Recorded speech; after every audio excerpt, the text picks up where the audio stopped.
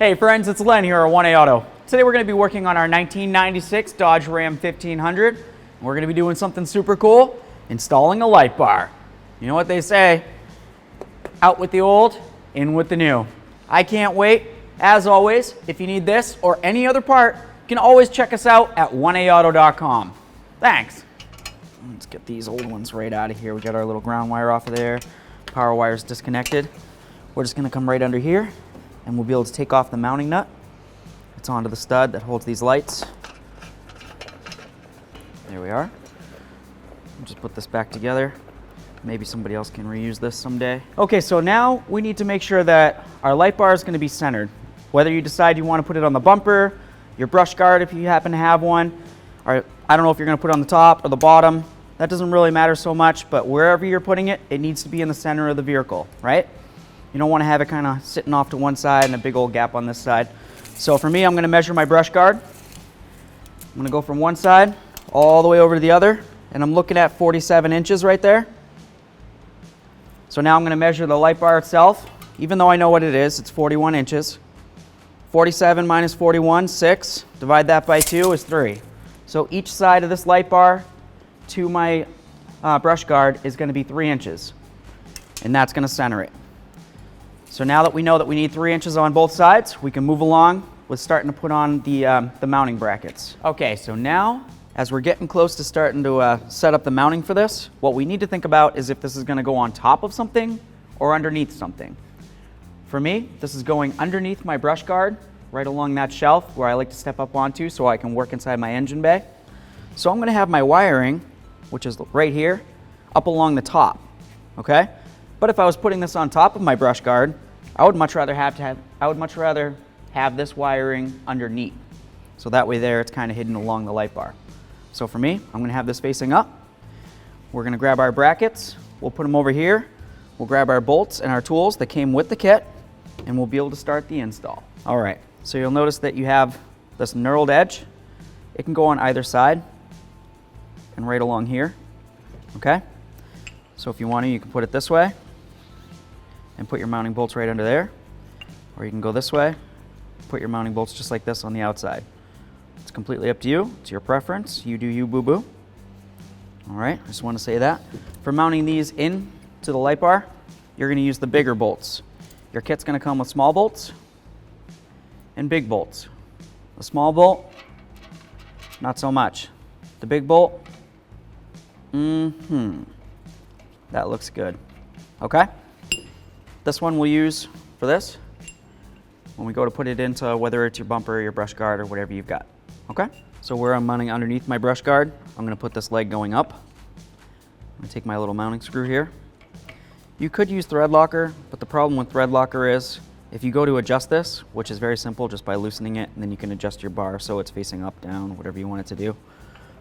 If you have thread locker on there, it's really going to be a pain in the butt. And then of course it's not really going to work right the next time you loosen it and go to tighten it back up again. So yeah, just make this reasonably snug for now, just so this can't flop around, because we still need to adjust this once it's on the bar, and then we'll make sure it's nice and tight. So now I'm just going to grab all my gear, and I'm going to go back over to the truck so we can mark the holes. Okay. Right about there. Oh, too far over here. Try to get it so it's as close to center as possible here. Just under 3 on both sides. Okay. So we know we got it the same side to side. Now we just need to think about front to back. I'm just going to go right about there. Of course, I'm moving it around now. It's okay. Just go just under the 3, just like before. Right there. Okay. Now, where I wanted this underneath, and I know it's weird, why is he doing all this up top? You know why? It's easier to see from up here, and the drill's going to go from the top right through the bottom, and it's going to be totally fine. Okay? So we've got that marked. Put it down so it can't go anywhere. Make sure we're about the same front to back there. Just like that. Mark this one.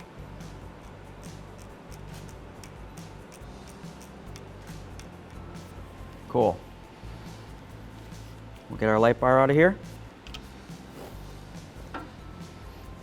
All right, we've got our holes, or our markings, where we're gonna drill our holes, I should say. We'll set this aside and we can continue. All right, so I'm gonna use my 1/4" drill bit here. It's just a little bit bigger than the bolts that we're gonna be using to install, so that's great. It'll give us a little bit of wiggle room. I'm gonna go right on the dot here, give a little push. There we go. Nice little pilot. We know it's not gonna wiggle around. All right. Almost there. Same thing.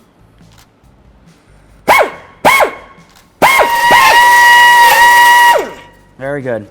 Something that I forgot to mention is that you always want to make sure you're wearing your safety glasses anytime you're doing something like this. It's super important when you're drilling. There's a lot of metal flakes flying around, and your safety is key, okay? Be safe. Let's continue. Okay, so these holes that we just drilled, maybe you don't want them to rust out, right? It's possible. You get a lot of rain, you get a lot of snow, you get a lot of, well, just everything. You can use a little bit of grease if you want. Put it in there, something that won't go away with water. Or, of course, you can go ahead and spray it as well. You can use a little bit of spray paint or something to that effect. Or just leave it as it is and deal with it when the day comes. So, with that said, let's continue. We'll grab our light bar. So we're just going to grab our bolts. I grabbed some washers just to go along top here. Just going to go right down and in. There you are. If you want to use a little thread locker on these, of course you can do that. That's going to help hold the brackets in for you. Now that we have those on there, we can grab our light bar. So we have our little rubber bushings here. They are oblonged. You'll notice that the hole is much closer to this side than it is to that, okay? And you'll notice in your brackets, you've got the same thing. So you're going to take it, go just like that. Make sure the hole lines up straight through. See my finger? Woo! Okay, do the same thing to the other side. We're going to come underneath. You can pick whichever side you want to start with. I'm just going to try to line the hole up with the bolt. See if I can find it. There it is. This one.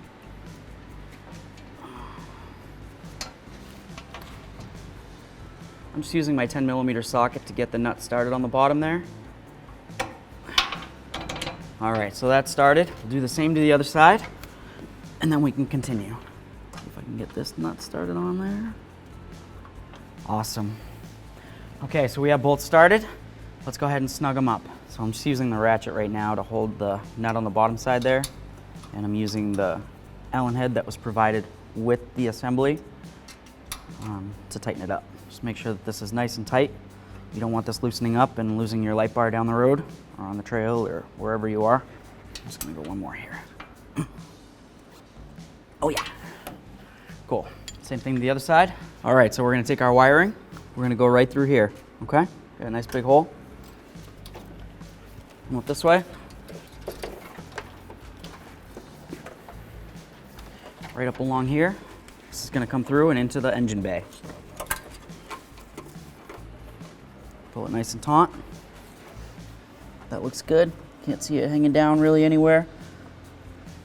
I'd say that that's pretty great. I didn't run it along the top of the bumper because, well, why do that? I like to get up on here and be able to work. So we've got this up in here.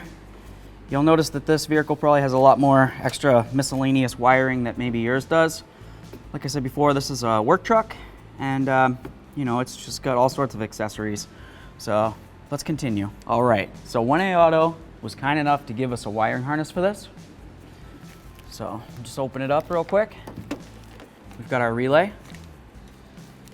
It's got a built-in fuse right there. Even comes with the fuse in it. That's always nice.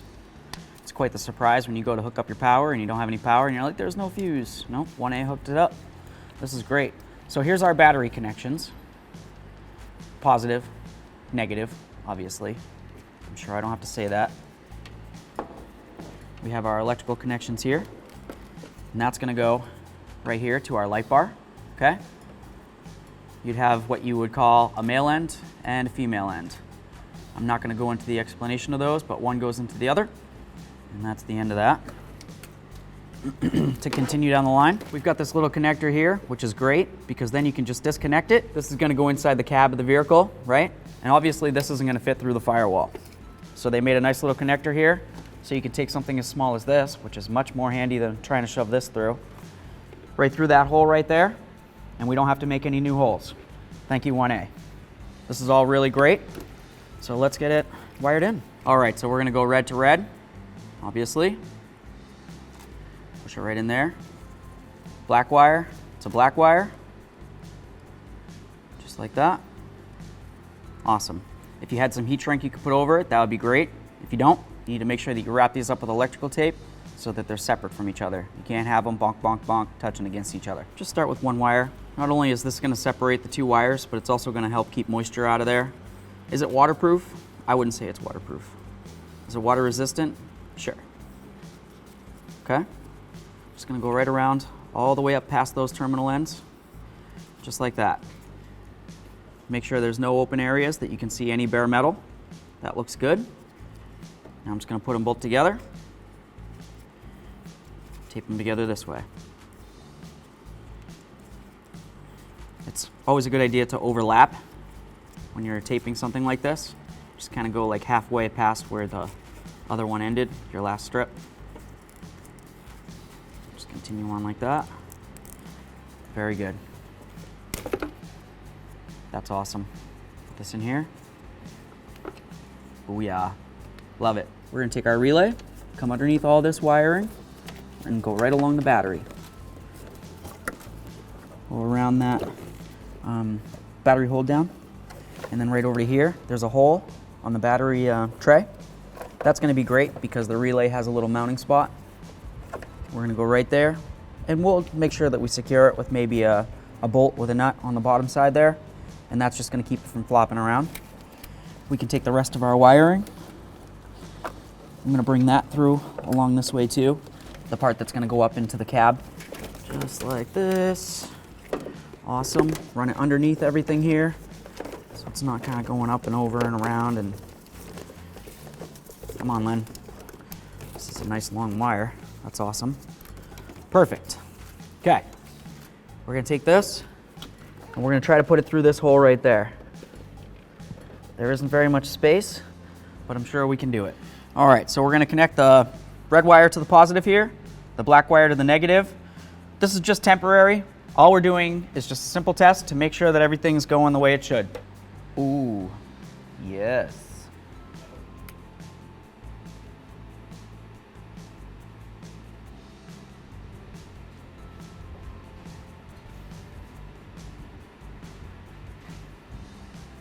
All right, so we're just gonna disconnect that. Now that we tested it, we know it works. Set those away from the battery. We're gonna take our switch off, squeeze that, pull this apart. This is gonna go inside the cab, and we're gonna run this through there, like I said before. Let's put this on the seat. Let's see if I can come, let's see. I wanna go underneath these wires. Just like this. And then see if I can push it through here.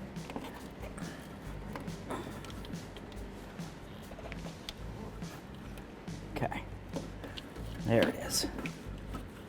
Awesome. So now we're gonna get it underneath the dash, inside the cab. We'll find where this is. And when it comes time to mounting the switch, it's gonna be completely your prerogative where you wanna put it inside your cab. It's your truck, you do you, boo-boo. I'm just trying to show you how to wire it up, and then you can take it from there, okay? Okay, so we're underneath the dash, and now at this point, like I said before, you can run this any way you want to run it, all right? I'm just gonna show you. We're gonna connect this in, just like that. If you wanted to, you could take off this panel right here. There's just a couple screws, and the top part just kind of slides out. It both, you know, has like little prongs, pitons. And you can put it up here or over here, or get yourself a nice little box that'll make it so you can have multiple switches. If you want to have multiple LEDs, that would be nice. But anyway, we've got our switch in here, and once it's hooked up to the battery, this will function. Okay, so we're at the negative battery terminal. We're going to loosen up this nut using my 13. this. A little wiggle. There we are. We'll set this aside, just like that. And now we have no battery voltage going to the truck, and we can continue with our electrical installation. Come right over here and do the same to this one, except we're not going to remove the whole terminal. What I like to do, if I have wires like this, I like to clean them up. So I'm going to use a tool. I'll show you what it looks like. It's available at oneauto.com. Let's grab that.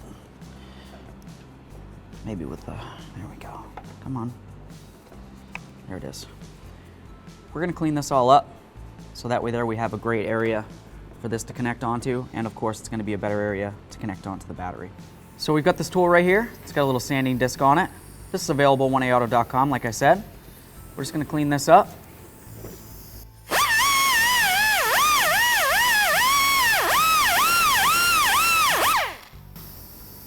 Got a nice surface there.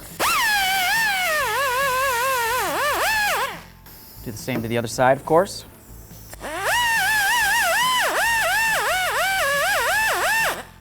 That looks beautiful. I think the truck's gonna be extra happy about this.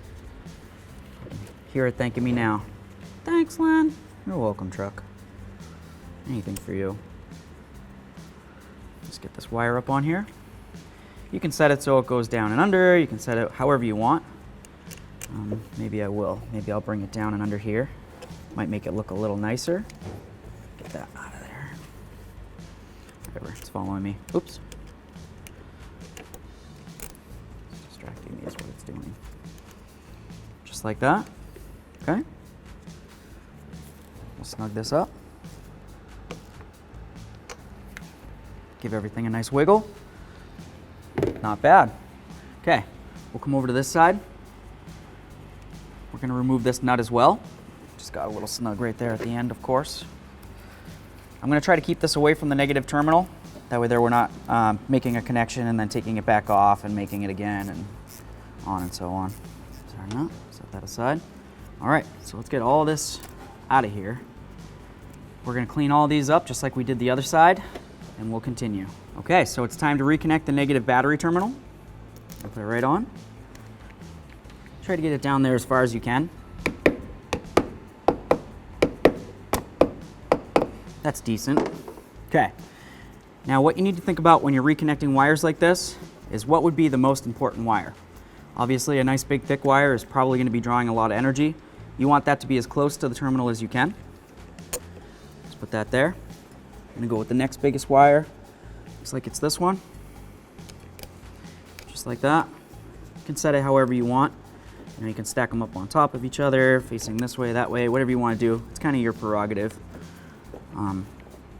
Just try to get it so it goes down like that. All right, what's next? Let's do the light bar. Bring it around the battery. Awesome. Put that on there. And we had this one other little squirrely wire here. What's it go to? I could chase it down and find out, but I'm not going to worry about it right this second. So, you need to make sure that all the metal areas are touching so they all have good contact points against each other. Just going to try to get this on there. All the terminal ends are nice and clean, so that's good. Okay. So this looks decent. Not bad. The terminal doesn't move around on the battery. That's super important. You need to make sure that you have a good connection. That's great. I'm just going to put a little bit of silicone inside there just to help keep moisture out. It would be nice if there was some sort of maybe like a heat shrink that would fit over it, but to find a heat shrink that would fit over this big part and then a little teeny wire, I don't think that there's any heat shrink that's going to shrink like that. So we'll just do our best and fill it in with a little bit of dielectric.